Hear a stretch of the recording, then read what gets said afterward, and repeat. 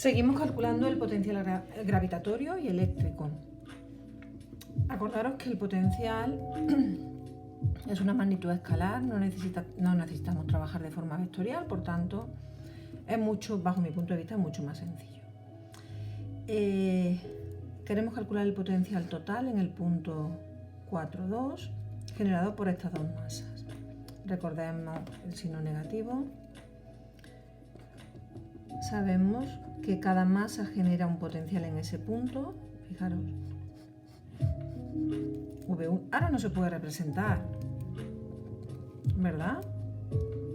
No se puede representar el potencial en ese punto,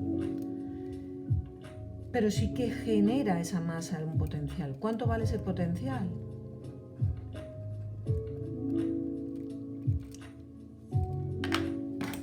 ¿Qué ocurre con la masa 2? También genera un potencial en ese punto que no podemos representar, pero que existe.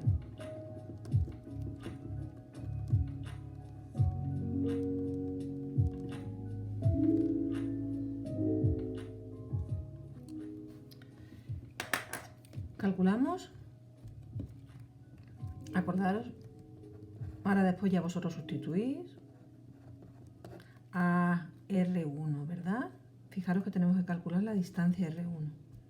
Yo creo que la tenemos calculada de antes, pero venga, os paráis un poquito y pensáis en ese triángulo que he rayado en rojo.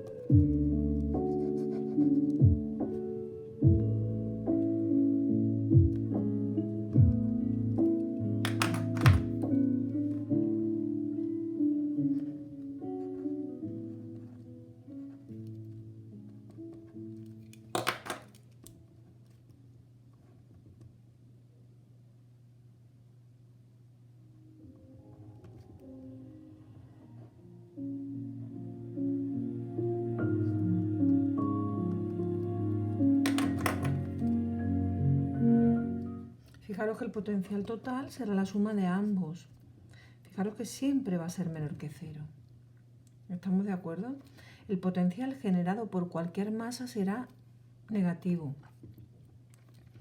Por tanto, por eso, ¿verdad? En la parte anterior no podía existir ningún punto en el espacio, bueno, ningún punto donde se anulara el potencial, porque al sumar dos números negativos nunca nos podía salir cero. Bueno, pues calculáis el potencial total, lo expresáis, ¿verdad? ¿En qué unidad?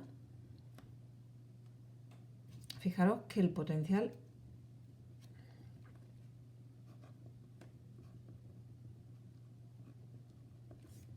por tanto lo expresaremos en julios partido por kilogramo. ¿En ese punto existe algo físico, como decíamos? No. ¿Cuándo lo percibiré? Percibiré la existencia de ese potencial. Cuando coloque una masa m en dicho punto. ¿Por qué? Porque sobre ella aparecerá una energía potencial. Acordaros de lo que hacíamos en clase. Vamos a hacer lo mismo, pero con el campo eléctrico. ¿De acuerdo?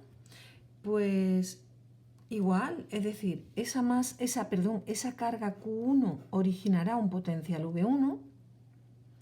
Esa carga Q2 originará en ese punto un potencial V2. ¿Y qué diferencia existe con lo anterior? Bueno, pues los signos de las cargas, ¿verdad? El potencial total seguirá siendo la suma de ambos, pero claro,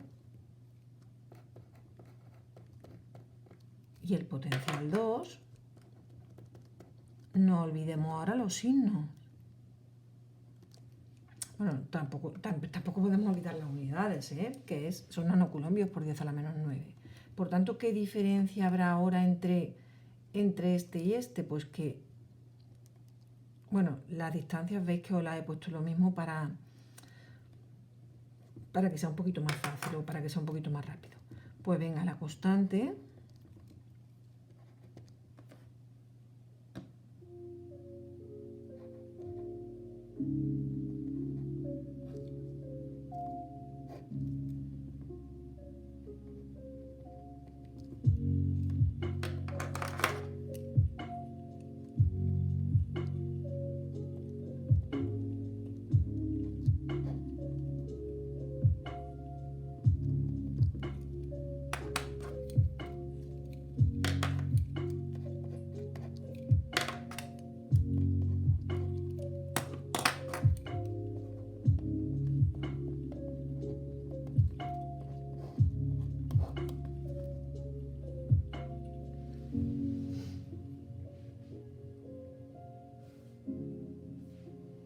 Bien, sumáis los valores con sus signos, por supuesto, y fijaros que el potencial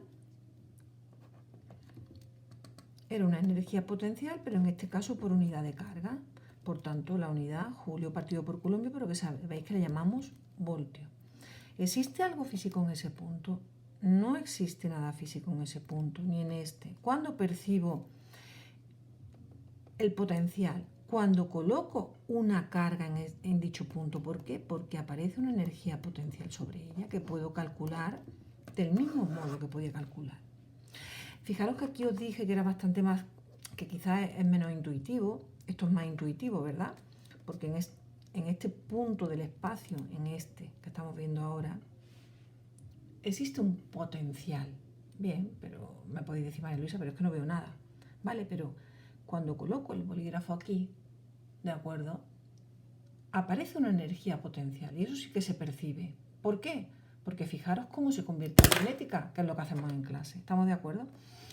No me confundáis este tratamiento que es energético con el tratamiento vectorial, porque sí es verdad que en este punto del espacio también existía un campo gravitatorio, G, ¿verdad?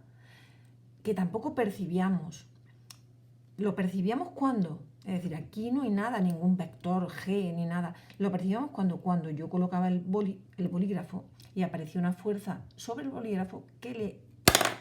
Es decir, no me confundáis un tratamiento vectorial con un tratamiento escalar, ¿de acuerdo? Por tanto, fijaros, bueno, aunque lo ponga aquí en grande, la fuerza gravitatoria o la fuerza eléctrica, o bien le pongo eléctrica aunque no estoy acostumbrada a ponérsela.